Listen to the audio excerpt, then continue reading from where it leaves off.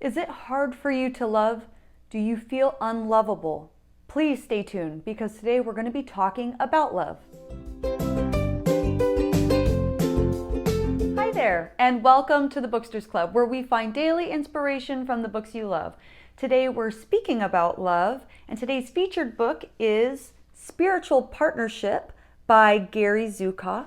And today's inspirational thought comes to us on page number 30. It says, unconditional love is redundant like wet water. Love includes, conditions exclude.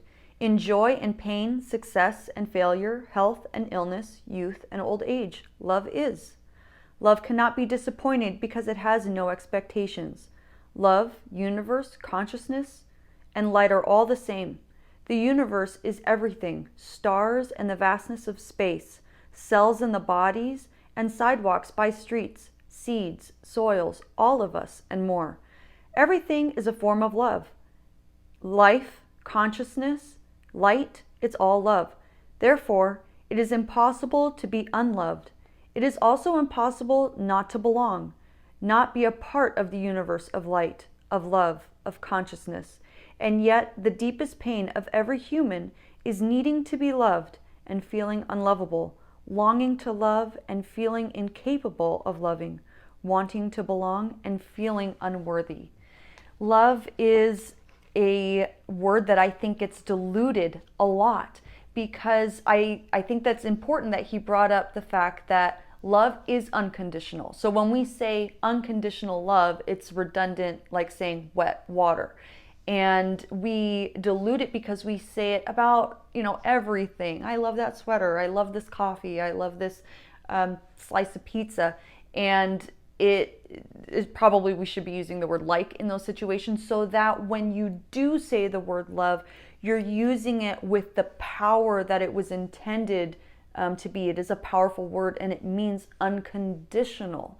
And it is also what is within all of us. So I found that it was really interesting that when he said that if you are feeling all of these negative feelings, you're feeling unlovable, you're feeling that you can't love, and that no one maybe loves you, or any of these feelings, you're actually disconnected from yourself.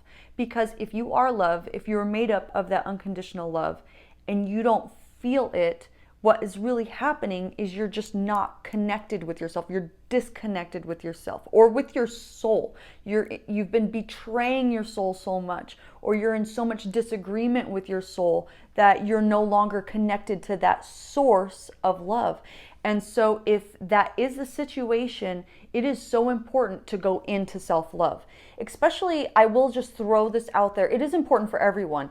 But if you're a mother, if you're a wife, if you have a role that you strongly identify with, and this could be any role out there that you can strongly identify with, that maybe takes you a job, a really challenging job that expects a lot of your time and expects a lot of you, and you have a list of priorities and you're way down here at the bottom of the list, I will say that it is so important that you find time for yourself and that you practice self-love, because if you don't, what's going to wind up happening is you're going to find that disconnection. You're going to start working and loving everyone else, which is really just service and action for everyone else.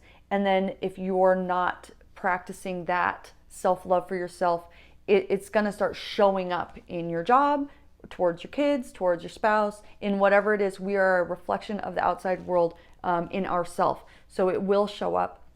And that is the way that you solve all of that. It isn't in finding a partner, finding your soulmate. It's not in finding a job that makes you happy. It's none of those things. That's all on the outside still.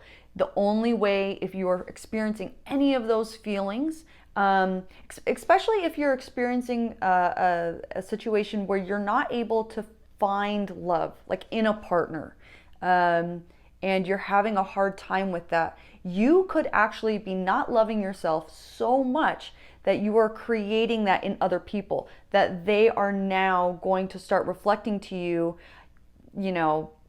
I I don't love you, but we can hang out, or I don't love you. Whatever the situation is, you're going to start experiencing that in other people. So make sure that you're taking time to practice self-love and that you're giving back to yourself and you're taking time for yourself. The way that we show other people that we love them is quality time. So the way that you're going to show yourself that you love yourself is going to have to be quality time. If you had a different take on this part of the book, a different part in this book, or a different book entirely that you think should be featured here on the Booksters Club, please let me know in the comments. Thank you so much for clicking the like button if you liked it, and subscribe if you're new, because I post new videos every single day. See you tomorrow, Booksters.